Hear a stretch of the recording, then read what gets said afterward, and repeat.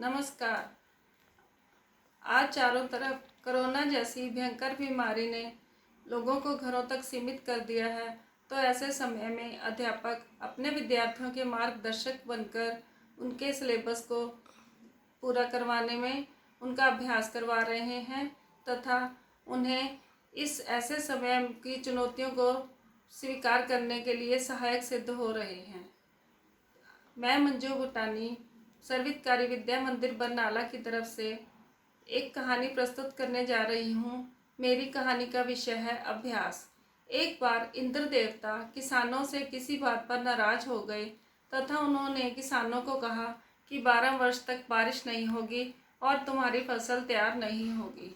किसानों ने उनसे दया की याचना की, परंतु इंद्र देवता बोले कि अब मैं तो कुछ नहीं कर सकता, लेकिन अगर भगवान शिव जी अपना डमरू बजा दें तो बारिश हो सकती है। परंतु उन्होंने गुप्त रूप से भगवान शिव को बोल दिया कि वो भी अपना डमरू बजाने से मना कर दें।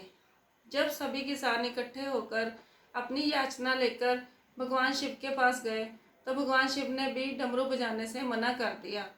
तो सारे किसान निराश होकर वापस आ गए और 12 वर्ष तक बारिश होने की इंतज़ार करने लगे। लेकिन उनमें से एक किसान ऐसा था जो लगातार खेत जाता, अपनी खेत की मिट्टी खोदता, खेत तैयार करता, उसमें बीज डालता और खाद डालता। तो ऐसा क्रम वो लगातार 3 साल तक करता रहा। सभी किसान उसका मजाक उड़ाते रहे। एक दिन सभी किसान उसके पास इकट्ठे होकर गए, उससे पूछने लगे कि तू अपना समय और अपनी एनर्जी सारी इसमें क्यों व्यर्थ गवा रहा है, जबकि तुझे पता है कि 12 वर्ष तक बारिश नहीं होनी। तो उस किसान ने कहा कि ऐसा करके मैं अभ्यास कर रहा हूँ, क्योंकि अगर मैं अभ्यास नहीं करूँगा तो जब 12 साल बाद बारिश होगी तो मैं सब कुछ भूल जाऊँगा, और अगर मुझे काम ही नहीं करने आएगा तो मैं अपने किसान खेत जो है वो कैसे तैयार करूँगा। ये सारा वार्तालाप माता पार्वती भी सुन रही थी। उन्होंने भगवान शिव जी को जाकर कहा, सारी बात बताई और कहा कि कहीं आप भी 12 साल बाद डमरू बजाना भूल तो नहीं जाएंगे। तो भगवान शिव जी ने हड़बड़ाहट में ये देखने के लिए कि कहीं वो डमरू बजाना भूल तो नहीं गए हैं, उन्होंने डमरू बजाना शुरू कर दिया।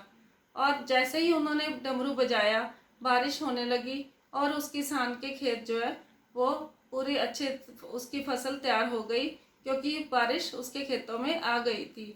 अब बाकी सारे किसान निराश हो गए। तो इससे कहानी से हमें ये शिक्षा मिलती है कि अगर हम लोग मुसीबत के समय भी अभ्यास करना ना छोड़ें और उम्मीद ना छोड़ें, जैसे कि आजकल लॉकडाउन का समय चल रहा है, तो ऐसे में वर्तमान चुनौतियों को स्वीकार करते हुए हमें अपने पाठ्यक्रम का अभ्यास करना चाहिए तथा इन चुनौतियों का सामना करना चाहिए। धन्यवाद।